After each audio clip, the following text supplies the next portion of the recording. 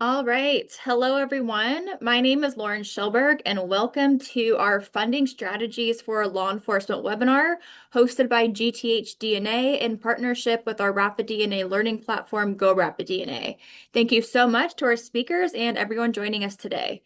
Today's discussion is designed to be especially valuable for law enforcement agencies as you think about not just implementing Rapid DNA programs, but how to fund them, particularly in light of the upcoming community project funding cycle. Over the past 30 years, traditional DNA testing has transformed criminal investigations, but that success has also created real challenges. Many agencies continue to face backlogs, long turnaround times, and limitations on which cases can be submitted for testing. Across the country, agencies are turning to Rapid DNA as a way to address these challenges by providing fast, actionable results in time-sensitive cases. We have 30 speakers joining us today, and each presenter will speak for approximately 10 to 15 minutes and will reserve about 5 to 10 minutes for audience questions before wrapping up. You may submit a question at any time using the chat box. And if you'd like to send a question directly to the panel, you can use the Q&A box, and these questions won't be seen by other attendees. And these will be the questions that we answer live at the end of the session. And if we're unable to get to all the questions, we will follow up after the event. Thank you again for joining us, and we hope today's discussion helps you better understand how to position Rapid DNA programs for success in the upcoming funding cycle. Please enjoy today's webinar. Our first presenter is Lisa Hurst. Lisa is the Director of North America for GTH DNA, where she has worked for over 25 years on forensic DNA public policy, legislation, and funding. Lisa will give us an overview of Rapid DNA and give us specifics on the Rapid DNA federal funding opportunities and how to apply. Over to you, Lisa. Thanks, Lauren. Happy to be here with you all today. I'm going to give you just a high level, just to make sure this is not a presentation about what is Rapid.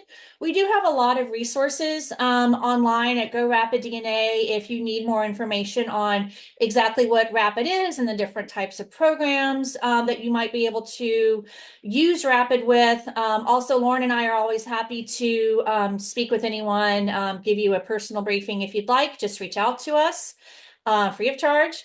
At the end of the day, though, it's a 90-minute process for getting DNA results. It's designed to be run outside of the laboratory. It fits on top of a desktop. You can use these in your police and sheriff's offices. You don't have to have it within an accredited lab environment. And it really begins to change the way that DNA can be used in investigations to lead the investigation rather than to be, more of a tool for just really cold cases or cases, that are going to court with the prosecutor's office. So again, reach out if you need more information on exactly what Rapid DNA is, but what I'm going to be talking about here is funding. So funding, local funding, or if you're a state agency, state funding, of course, is always best. But of course, if that was easy to come by, you wouldn't probably be on this funding call today.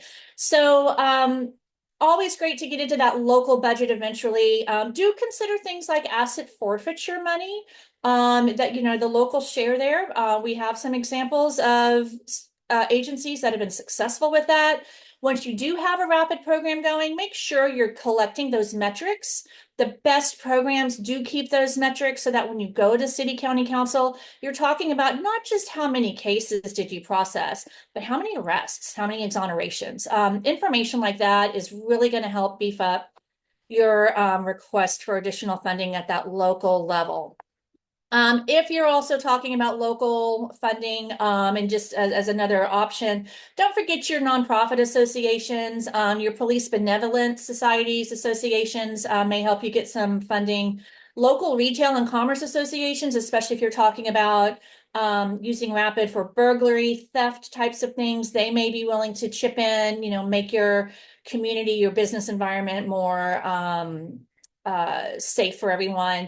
And then there's some larger organizations as well that have gotten involved with DNA related topics. I think there's some more programs to come. These are more national level things, but just keep your ears out and your eyes out for opportunities from those types of organizations.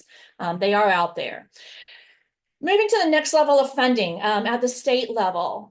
For state funding sources, one question that I would encourage everyone to think about is whether or not local jurisdictions that are using Rapid DNA, if your use of Rapid DNA almost necessarily means you may be pulling cases out of line at the state crime lab, does that then help result in a reduction of the crime lab's backlog? Does that mean that maybe other agencies throughout your state are getting their cases done faster now as well because you're doing some of your own cases?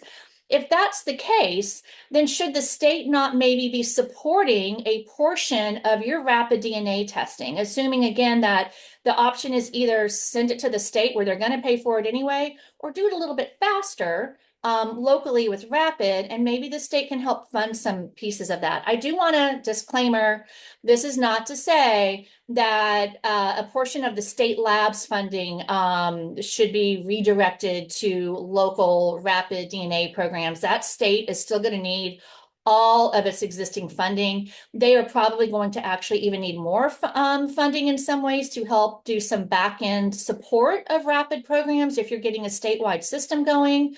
But again, I think there's an opportunity to talk to your legislators about what a state share portion would look like.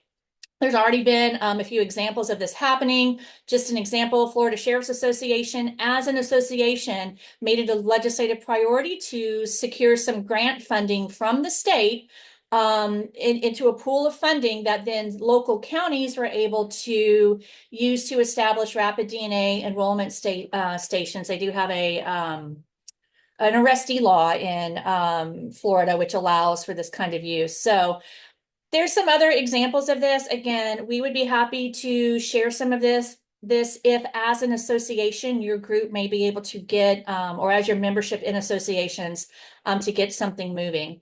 Other state funding sources, just know your state administering agency. So this is the agency that generally funds your BJA, your Burn JAG grants at the state level. There's a lot of pass-through money that comes from the federal down into the states.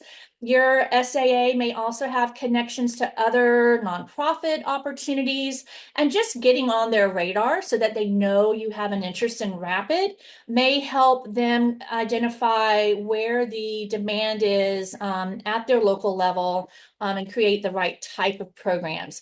There's also a lot of state budgets that allow for local earmarking. Again, this is a state budget that allows for a local pass-through.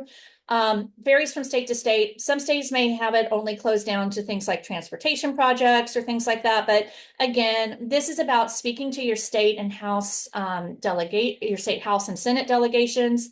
Of course, because you're reaching out potentially to politically elected officials, you may need to have your city county officials in the mix as appropriate. At the very least, your sheriff and chief need to be aware of some of that. But again, opportunities at the state and local level are around. But what really people want to know about most of the time is what are the federal options? Again, presumably you've already explored a lot of those local and state fundings opportunities. In terms of grants from Department of Justice, I do want to say that there's not, it's not as much as you might want. Department of Justice, any grant coming out of Department of Justice right now, with maybe one exception, they're going to require that whatever DNA testing you do, and let me back up a second and just say for all of the programs I'm talking about today, if there are any state or local labs on this call, all of the opportunities that I'm going to talk about in the next few minutes are actually open to what we would call core DNA as well, your traditional lab-based analysis. So also rapid, just really any kind of DNA. So, however, the requirement is that it has to have a CODIS pathway.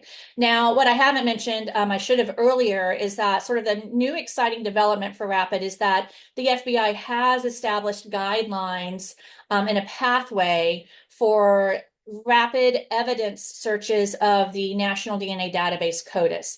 Now, we are still waiting on some additional steps to go through with regard to official approval of the vendor kits. So it's not actually turned on yet for anyone. But that is all in process. It's all coming very soon. Once that pathway is over, and if you have a local lab or a state lab that is partnering with you to allow that access, that the access point is still going to be through the lab, but you can use your rapid instrument in your jurisdiction and apply for this funding. If you're not searching CODIS, Department of Justice is not going to allow any of these grants. For the most part, the exception is maybe the research and development grant. They're not going to allow this funding to be used for anything that's outside of CODIS. So a little bit of a block right there. Homeland Security is a little bit different, does not need a CODIS pathway. These are your traditional Homeland Security grant programs, especially the Emergency Management Preparedness Grant. Within the National Preparedness Goals, fatality management is an important component of and capability of national preparedness. When you keep going down a few levels, there's a threat hazard identification assessment. Again, how quickly can you identify deceased individuals from a disaster environment? And then also rapid, or I should say just DNA in general, is on the authorized equipment list already. There are examples of agencies that have success with these Homeland Security grants. But I would say that it's going to be best if you have a partnership here with a medical examiner's office, as they do have a lot of that mortuary responsibility. Now, so the next little bit is a little bit new. There is, as you may have remembered, there was a budget reconciliation bill passed this year, back in August. One Big Beautiful Bill was the title of it. There's about 14 billion, that's not a typo, a billion in additional funding. That's for state and local law enforcement and homeland security agencies, again, within state and local functioning, to help support funding needs. Those needs are very specifically, most of the time, related to opioid control and immigration control. A lot of details are still being worked out. We haven't seen this money flowing yet, but again, I do think that maybe the state administrating authorities, the SAA, again, know your state SAA, get in touch with them, make sure they know what you're looking for, and make sure you're adding in this argument of how rapid DNA or regular DNA, how DNA meets this need, meets this requirement, and really like national priority right now of addressing opioid response immigration control. So, think outside the box. Opioid response, we know that there's some agencies that are really interested in promoting more drug paraphernalia testing with rapid programs and with other DNA programs. I'd also like to point out that if you are going to be able to search CODIS with your evidence, CODIS right now contains an index of 3 million detainee samples. So these are immigrants who have come over without documentation, at least.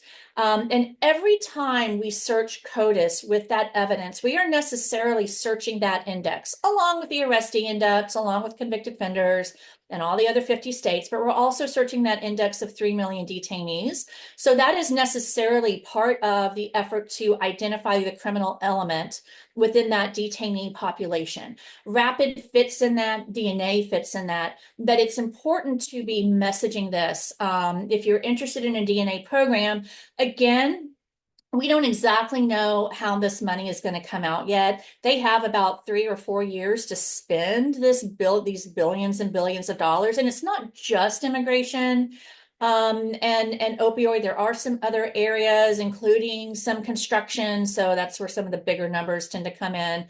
Still, if you can even just get like 1 small million out of the 14 billion, wouldn't that be great? It's probably not going to be a traditional grant. We're waiting to see. But again, just to reiterate, don't wait. Position your request now. Channel your inner Ralphie. If you want that Red Ryder BB gun for Christmas, you need to explore every avenue And make sure your teacher and your command staff and the big guy know not just of your interest in Rapid, but how it fits into those buckets on drug control and on immigration control. So get prepared now, position, because we're not exactly sure when those opportunities are going to open and what they're going to look like. More importantly, though, the bigger opportunity, federal earmarks, want to make sure everyone's also kind of aware of this process. Rapid DNA has been a very sexy, if you will, technology application that Congress has had a lot of interest in. The average project is around 600,000 per project. This is no match. It's a pretty easy, pretty simple, straightforward process. The next cycle, the applications will begin, and I'll talk about this in a second, around February, but I would really say start preparing now. This is a great way to get money for startup costs. We have seen some positive applications for ongoing costs. So if you already have a Rapid system and you need more money for the consumables, you haven't been able to get that from your locals yet, the earmarks have funded some projects like that. You do need to apply. Now, this is federal. You have to apply through your U.S. representative or your senator, your U.S. senator for the state, or ideally all three, or maybe more than that if you have multiple representatives for your jurisdiction. Again, important to start now. Socialize the process. Request permission to apply. You are applying to an elected official's office. You're going to need your chief, maybe your city, county council, your sheriff. You're going to need permission for that application. Additionally, the most successful projects do have communication going from the sheriff to the senator or representative to kind of just make sure it's on their radar that you're positioning your request above all the others that may be coming in. Secure support letters. Community support letters are a required step in this process. You have to submit at least two, and even more is even better, and begin preparing that budget and narrative. How much are you asking for? How are you using the technology? What need are you addressing? This is important because when those applications are posted, sometime around February, some congressional offices may only give you 2 weeks to apply. It is a mad scramble. The more that you have some of those ducks in a row now, the better off you'll be. February is just around the corner already. Applications then, the portal will open on the website. Applications will be due shortly after that. Again, you'll need to have your community support letters, not just drafted, but signed and in a format that you can then submit to your member of Congress. In April, then each congressional offices chooses which projects they are the most interested in, and they will submit that group of projects to the committee. By the end of June is when we see the committee then posting its final list. If you're on the committee list, you've made it. The money is yours. Almost, except now you just have to wait for that congressional process to finish out for that appropriate year, a very small portion of the big appropriations bill that Congress always argues over. So you have to wait that process out. Then once Congress has passed the spending bill for the year, DOJ will then, and this is usually spring, summer, DOJ would then send the paperwork. Again, the money is yours. There is still paperwork for DOJ to basically promise that you're going to be a responsible steward of federal funds.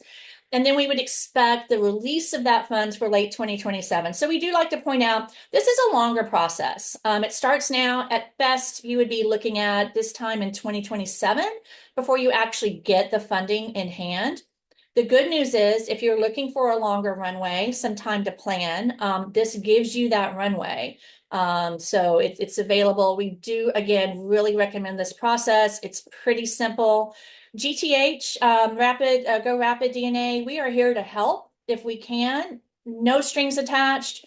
Nothing would require a specific vendor in mind. We can monitor those congressional websites for you to let you know when the applications are open, give you some insight on budget amounts, project narratives, and just other strategies for success. I believe Lauren may have already put into the chat some examples of the community support letters, and the letter maybe from your sheriff or chief to the member of Congress.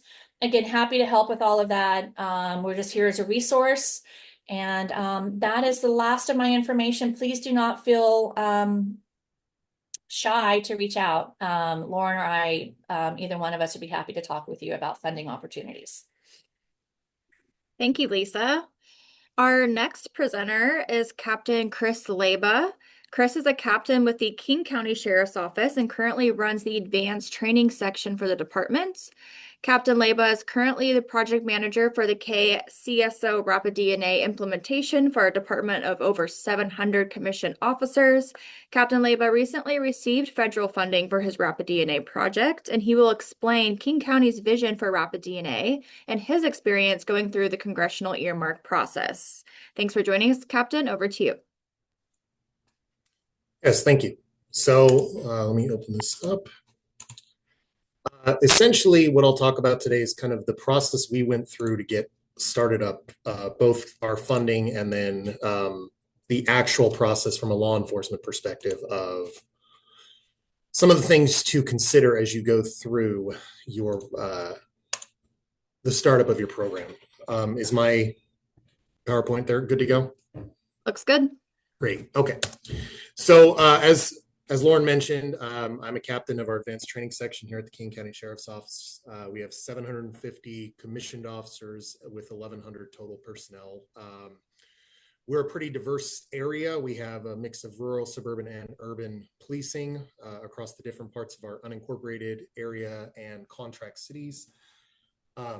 We've decided, based on the local politics and the newer nature of this technology to Washington State, that we're starting with felony property crimes and eventually progressing into more major crimes in the future. We are actually currently in our validation study. And if anybody has any questions about what that is, I'm happy to go into that offline. But essentially, we're proofing our system at this point. We have one machine actively deployed, and we're in the process of buying and deploying our second. Right now in Washington State, we have some unique laws when it comes to both who can access Rapid and also who can database in our state. So we've started with direct comparisons.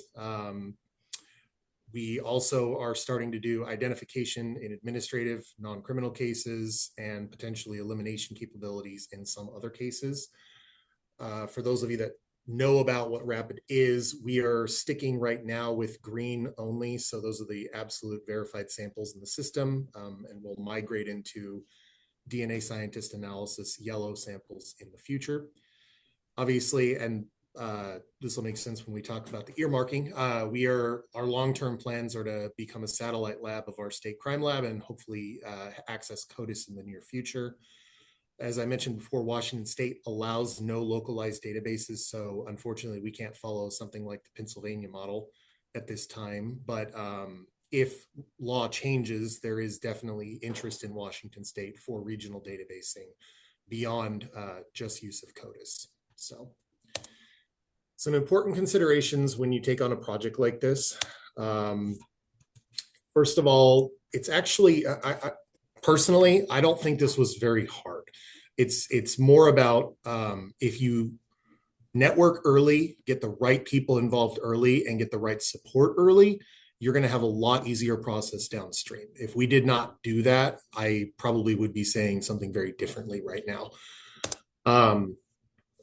Most importantly, you need to be patient. A machine costs are right now. I actually just got a recent quote. A machine and all of the startup costs, including supplies, it's going to cost you about $250,000, depending on which vendor you go with. So this is not only going to take a while to get, it actually is, depending on your local laws and especially your local procurement rules, it might take quite a while. So build that time into your process and make sure you have lead time built in.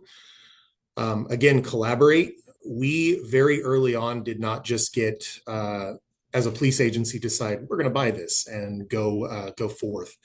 We got our local prosecutor's office involved, other local crime labs involved, and we ensured that as we drafted our policies and put our procedures in place, that they were involved up front. That has made it a lot more defensible, and it's going to have as you do your startup, you're going to have a lot more support from entities outside your police department to let the technology take off. And of course, as Lisa mentioned, finding a strong funding source is important. In our specific case, we did go the earmark route, which I'm going to talk about here in a second. We went through a U.S. Congresswoman and actually were able to get earmarked funds for a federal BJA grant. That was obviously key in making it very quick for us to be able to start the project and then go through the actual planning and implementation. This is the actual announcement of the appropriation we were able to get. And as you can see, this was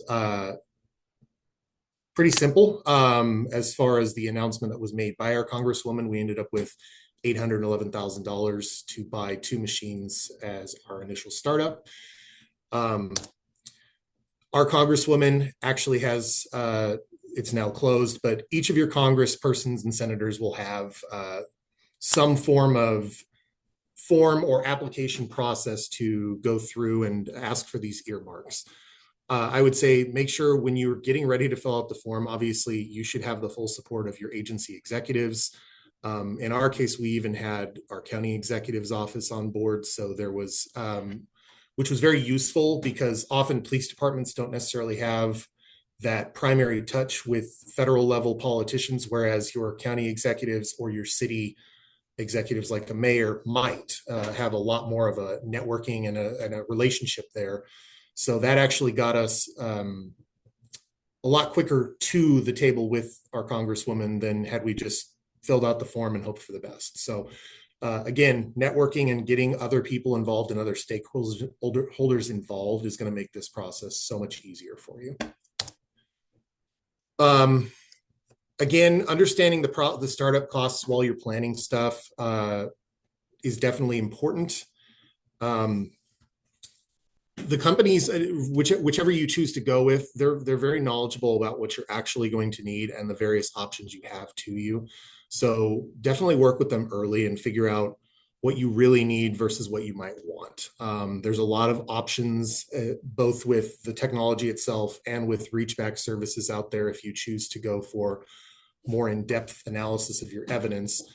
But they're pretty straightforward with you, and definitely do that research, and that'll help you avoid having to maybe spend too much upfront or come into procurement rule issues as far as signing contracts with companies. Be flexible. We started our paperwork and completed our paperwork in December of 2024. Our machine was up and running for training in November of 2025. What's most important, and I'm sure if there's a lot of police executives on this call, they probably understand this quite well, but depending on where you are in the country, procurement rules can be very complex and can require competitive bidding or other things of that nature that might take quite a while. I know we spent several months just going back and forth with our vendor on the contract language. So knowing those processes up front will help you with a lot of headaches and probably will speed up even more than what we had to deal with on our end moving forward, just avoiding some of those pitfalls that might come up during procurement. If you choose to do this, I mean, I'm not going to advocate it either way, but in our case, we chose to go the sole source route. That was a way to speed our procurement process. Again, work with your procurement people before you decide to go this route and see if it's even a potential option for you. Not everybody will have that option, but if you do, the most important part of this is to understand the local process for procurement and be very cognizant of having a very detailed and articulated sole source document. The DOJ actually has a pretty good guideline on sole source documentation, which I hyperlinked in this presentation that you can look up. I built our request off of that and then understand that it's not going to just have to be the DOJ that signs off on it. We had to send ours to the DOJ, go through their process of approval, and then we had to go through a separate process with our county. So it adds some time to the process, but for those of you that have been through a competitive bid, that can be quite long as well. So it's just a personal choice as far as you as the project manager and your team as an option on the table. So that is those are the overarching principles of what we went through. One thing to keep in mind as well when you talk about the congressional earmarking, there's two different parts to it. So we ended up, I mentioned that it ended up becoming a BJA grant. Obviously, Lisa talked about those are competitive and very difficult to get. But if you go through the earmark process, your BJA grant, I don't want to call it a formality, but your BJA grant becomes a lot easier because the money is already sitting there earmarked by your congresswoman ready to go. What's important about that, though, is make sure that, as was mentioned, you do have to make sure that if it's important that you're going to say you're working towards CODIS. That was a big issue when we first started our process because we weren't sure if our state crime lab was ever going to open it up or what that process was going to look like at the time. So we are actively working towards CODIS. We don't know when that's going to happen, but you're going to be a lot more competitive if you go that route versus just simply saying, yeah, we want to use this technology, potentially have local databasing. Congress is interested in this from the CODIS perspective. And if you mention that, you're more likely to be successful convincing your congressperson to push it forward as an earmark. So if you have any questions, this is my contact info, and I'd be happy to answer them. Thank you. Thank you, Captain. Our next presenter is Sheriff Fred Herron. Fred is the sheriff of Bucks County, Pennsylvania. And before being elected sheriff, Fred was an earlier pioneer of using Rapid DNA when he was the police chief of Bensalem Township. Sheriff Herron will give us a summary of his successful Rapid DNA program and provide some final thoughts on applying for federal funding. Over to you, Sheriff. Thank you. Thank you, Lauren. Can everybody see the big slide? I just want to make sure.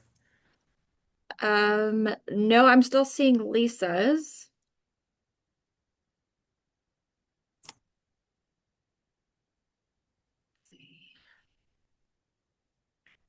Okay, go ahead and share now. Yes. I see your email. How about? There you go.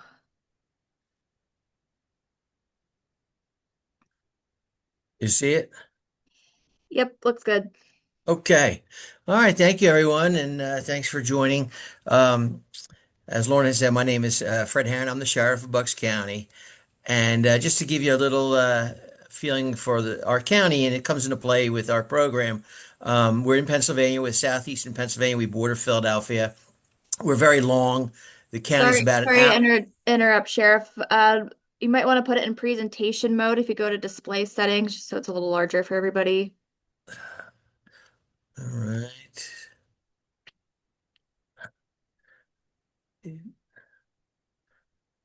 Should let me figure out why this is doing this. From beginning. If you go into How about display settings, right next to end slideshow. how about now? Perfect. There you go. Sorry. So our county is very long. It's about an hour and 20 minutes from north to south, but very populated, about 626,000 residential, about 1.4 million daytime. And again, we border Philadelphia and Trenton. We've about 900 sworn officers in the county. So it's pretty big, pretty busy county. And when we started looking at Rapid DNA, we started looking at what would work best for us. So in Pennsylvania is a convicted felon state. I think we're trying again now. This will be our fourth crack at getting arrestee legislation. And if that changes, that'll be a game changer for the way we utilize this project. But as of now, we're an arrestee state. I mean, we're a convicted felon state. So We don't take it at booking stations. We do on a voluntary basis, but we're not connected to CODIS, the local municipalities. So we look at crime scene. We have a database, which I'll talk about, and it is that's the most simple and solid application for us, utilizing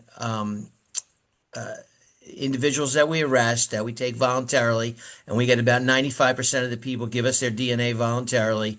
We have, again, as Lisa had said when she started, this isn't a presentation on the use of Rapid, but more how to get the funding and why to get the funding. So I could certainly talk to people offline if they're interested in some of the concept of our project.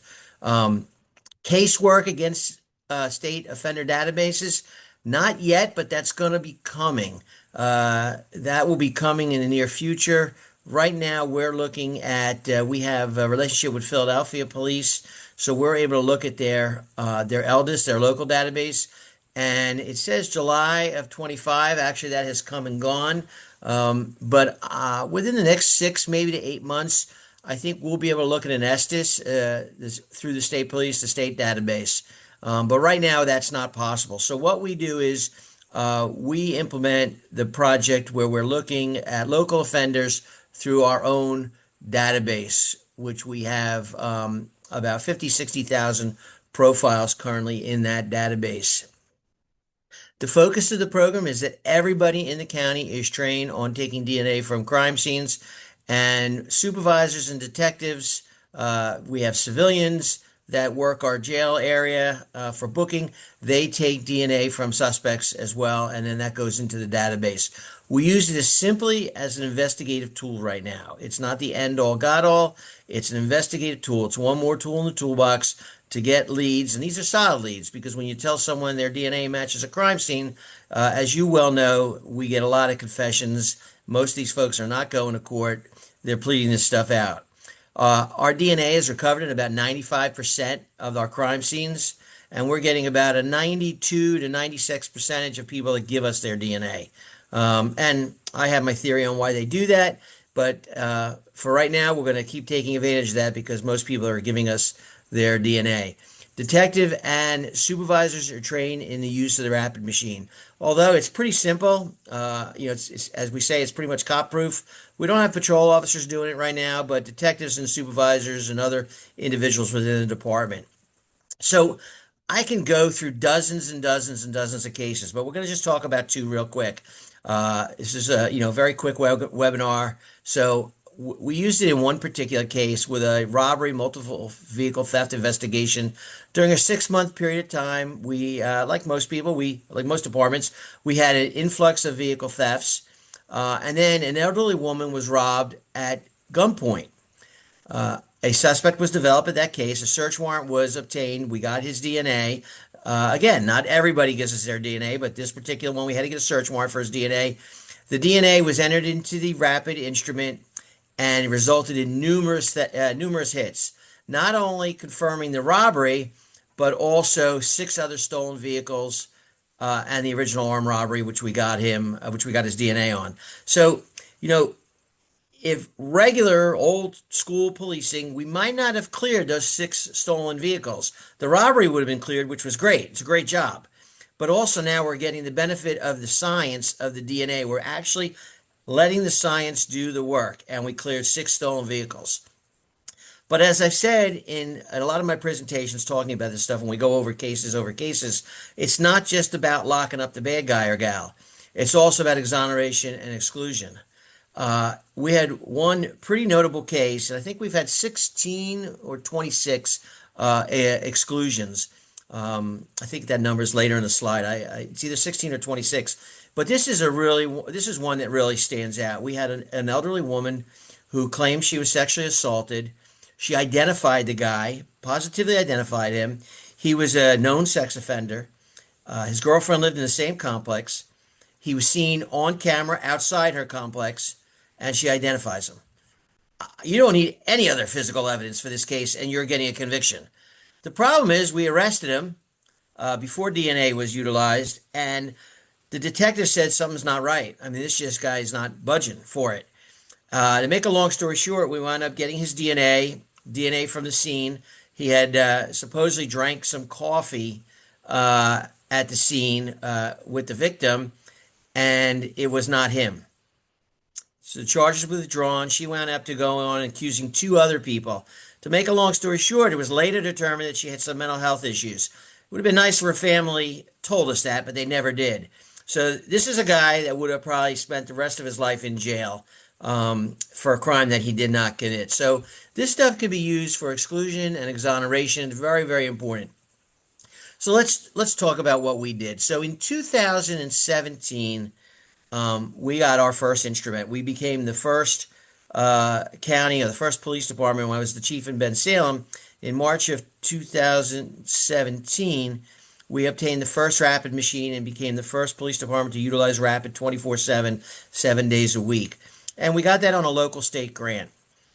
And then as time was on, I had run for sheriff back in 21, and I wanted to expand the program now that I was going to have countywide jurisdiction.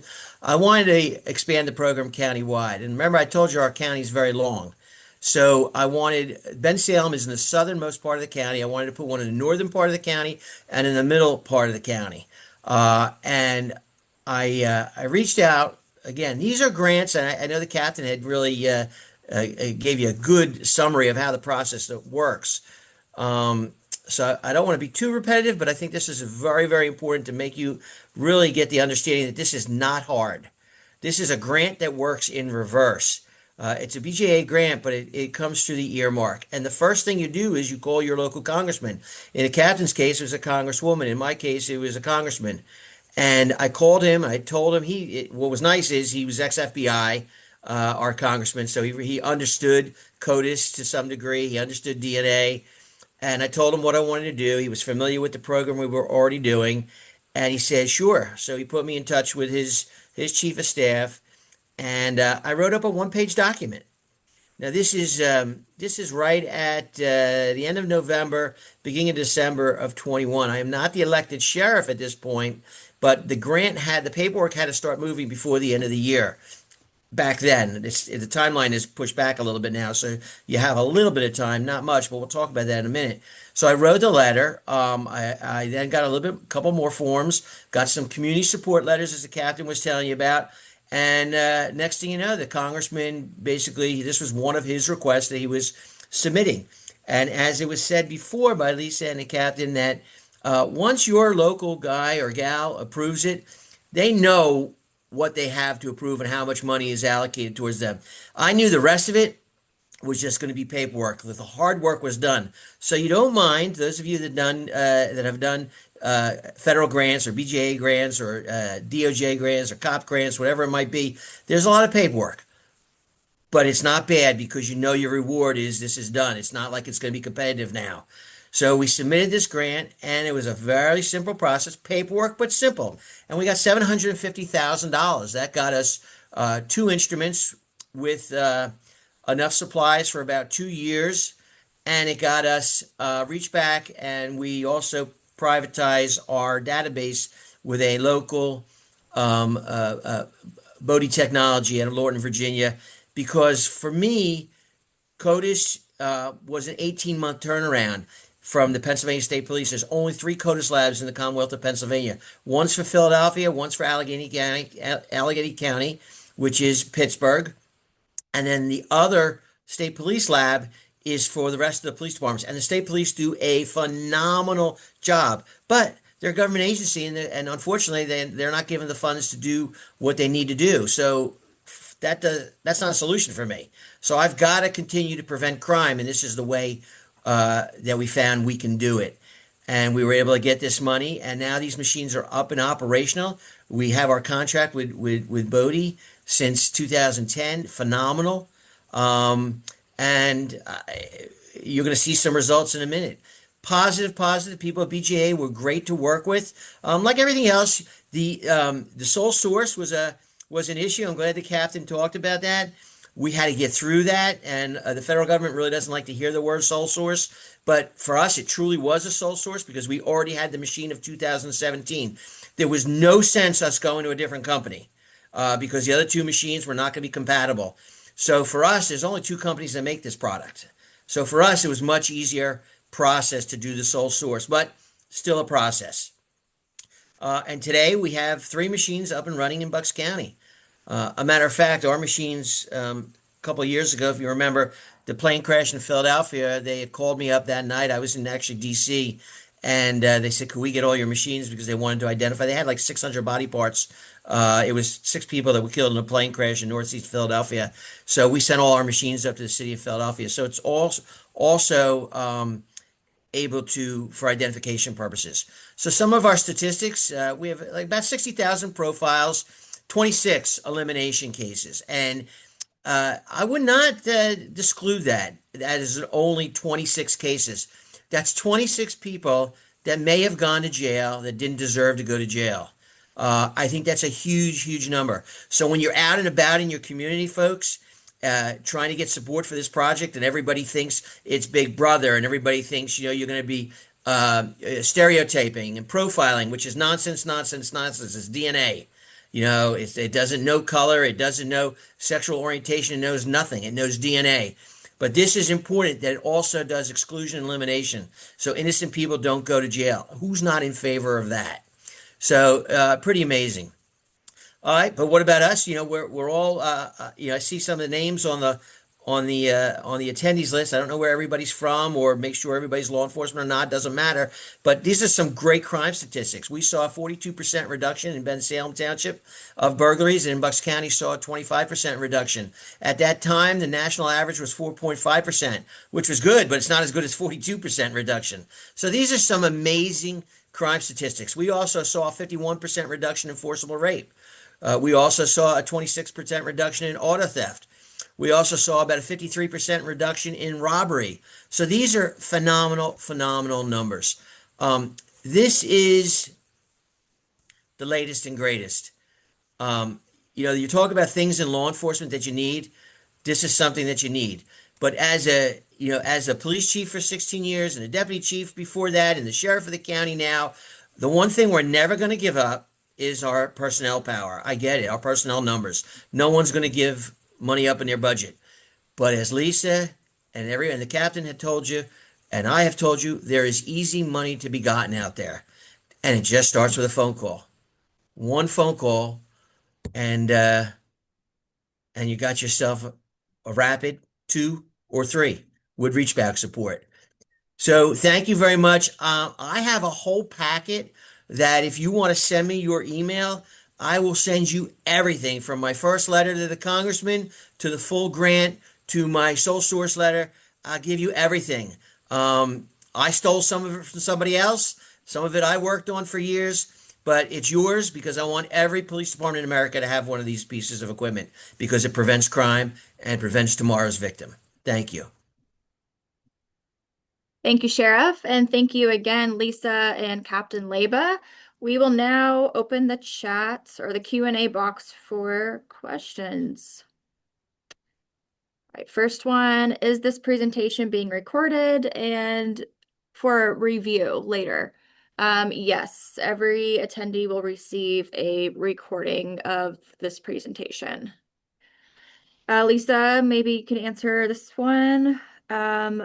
Would it be better to create a larger regional program? Yes, it would. Well, I mean, if we're talking about earmarks, certainly I think your members of Congress are going to be more interested in a system that serves as many constituents as possible.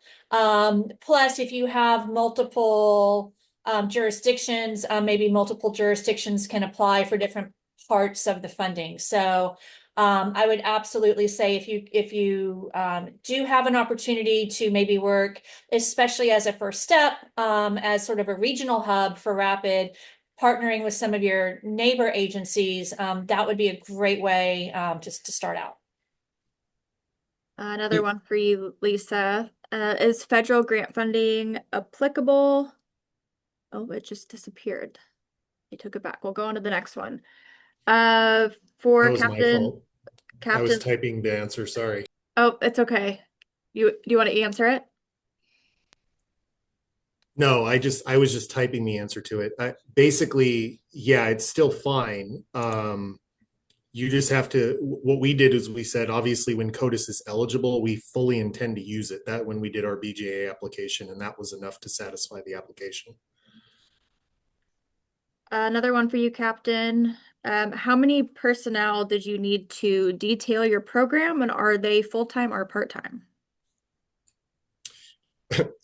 Even for an agency the size of ours, I'll show you how easy this is. It was me and one grants manager that basically did about 90% of the planning.